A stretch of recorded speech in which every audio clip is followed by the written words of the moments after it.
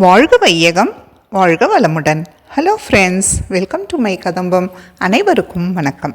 நாம் இன்றைக்கி இந்த வீடியோவில் மல்டி சீடில் செஞ்ச ஹெல்த்தியான பால் ரெசிபியை பார்க்கலாம்.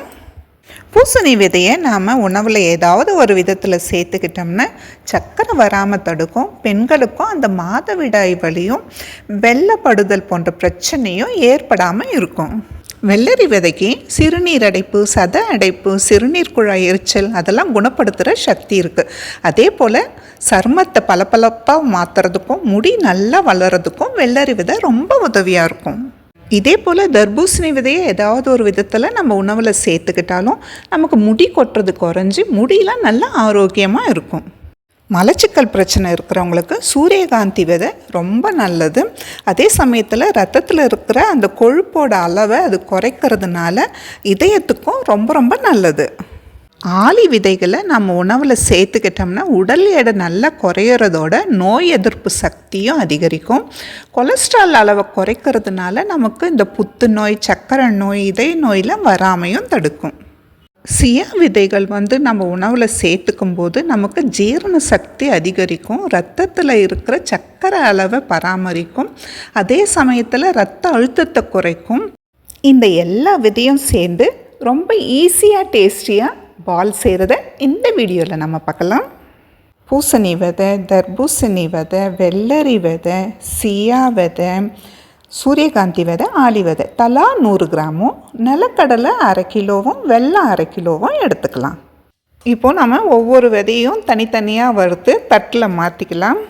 அது நல்லா வறுபடும் போது நல்ல மணமாகவும் இருக்கும், நல்லா படபடன்னு பொரிஞ்சும் வரும். இப்படியே நம்ம எல்லா விதையும் வறுத்து எடுத்துக்கலாம். நம்ம இந்த சியா விதையை மட்டும் வறுத்துட்டு தனியாக எடுத்து வச்சுக்கலாம். ஏன்னா மிக்சியில் அதை நம்ம முதல்ல அதுதான் நம்ம பவுட்ரு பண்ணணும். நிலக்கடலையும் நல்லா வறுக்கணும்.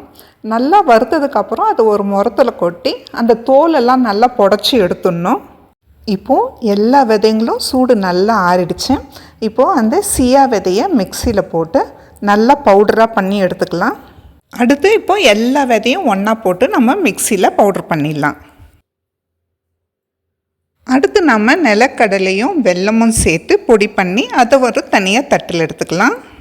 இப்போ நமக்கு நிலக்கடலையும் வெல்லமும் சேர்ந்த பொடியும் எல்லா விதையும் சேர்த்து அரைச்ச பொடியும் ரெடியாக இருக்குது. இப்போ இது ரெண்டையும் சேர்த்து நம்ம நல்லா கலந்து விடணும். பரவலாக கலந்து விடணும். ஒரே பக்கமாக நில்லாமல் எல்லாமே சேர்ந்து நல்லா கலந்து விட்டுட்டோம்னா இப்போ நம்ம இதை உருண்டை பிடிக்க வேண்டியது தான். இப்போது ரொம்ப சிம்பிளாக ஈஸியாக நமக்கு எல்லா விதையும் செஞ்ச பால்ஸ் ரெடி ஆகிடுச்சு. இது எல்லாருக்குமே ரொம்ப நல்லது. மெயின் பிரச்சனை முடி கொட்டுது, உடம்பு எடை கூடுது, அதெல்லாம் குறையும். ஹார்ட் ப்ராப்ளம், சுகர் ப்ராப்ளம் எல்லாமே கண்ட்ரோல் ஆகும். இப்படி நம்ம செஞ்சு வச்சுட்டு தினம் ஒரு உருண்டை எடுத்துக்கிட்டோம்னா எல்லாருக்குமே ரொம்ப நல்லது. என்ன ஃப்ரெண்ட்ஸ், உங்களுக்கு இந்த ரெசிபி பிடிச்சிருக்குதா? உங்களோட ஃபீட்பேக்கை மறக்காமல் சொல்லுங்கள். சப்ஸ்கிரைப் பண்ணாதவங்க சப்ஸ்கிரைப் பண்ணுங்கள். தேங்க்யூ, பாய். வாழ்க வையகம், வாழ்க வளமுடன்.